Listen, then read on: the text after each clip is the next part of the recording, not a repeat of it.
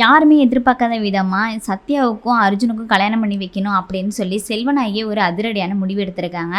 இதை தொடர்ந்து சத்யா என்ன பண்ண போறாங்க, அது மட்டும் இல்லாம அபிக்கும் தேவிக்கும் கல்யாணம் பண்ணி வைப்பாங்களா மாட்டாங்களா அப்படிங்கறத பத்தி தான் அடுத்த கட்டம் கதைகளம் நகர்ந்துருக்கு. இதை தொடர்ந்து இன்னைக்கு ஆடுகளம் சீரியல்ல என்ன நடக்க போகுது அப்படிங்கறத பத்தி தான் இந்த வீடியோல பார்க்க போறோம். வாங்க வீடியோக்குள்ள போலாம். ஏற்கனவே பாத்தீங்கன்னா சத்யா நிறைய கொஸ்டின்ஸை கேட்டிருப்பாங்க இன்டர்வியூல செல்வநாயகி கிட்ட. அதாவது நீங்க லோன் போட்டு தான் எல்லா ஆஃபீஸையும் மெயின்டைன் பண்றீங்க, அது மட்டும் இல்லாம இவ்வளவு கடன் வாங்கி எதுக்காக சொந்த காலில் நிக்கிறேன் அப்படிங்கிறப்பல சொல்றீங்க அப்படின்னு சொல்லியிருப்பாங்க.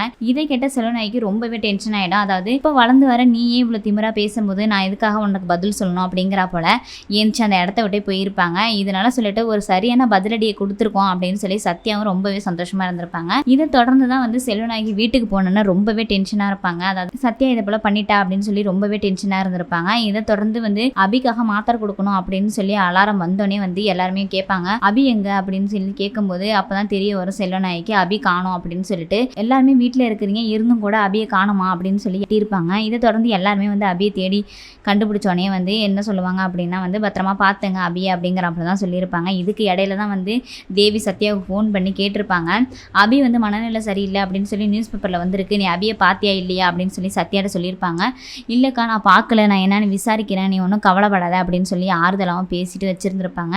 இதை தொடர்ந்து தான் அடுத்த கட்ட கதைகளமா என்ன இருக்கும் அப்படின்னு பார்த்தீங்கன்னா யாருமே எதிர்பார்க்காத ஒரு ட்விஸ்டாக தான் செல்வநாயகி பேசிக்கிட்டு இருக்காங்க அர்ஜுனோட மாமா கிட்ட. என்ன சொல்றாங்க அப்படின்னா இப்போ புதுசாக நம்மளுக்கு பிஸ்னஸ் எதிரி ஒருத்தி வந்திருக்கா, அது மட்டும் இல்லாமல் அவள் இருக்கிற சொத்துக்களை ஒரே ஆள் தான் வாரிசு அப்படிங்கிறப்ப பேசிக்கிட்டு இருக்காங்க. அப்போதான் அர்ஜுனோட மாமா என்ன சொல்றாரு அப்படின்னு பார்த்தீங்கன்னா இப்படி ஒரு சொத்து இருக்கிறவளோட எப்படிக்கா அபியை கல்யாணம் பண்ணி வைக்கிறது அப்படிங்கிறப்பல சொல்றாங்க.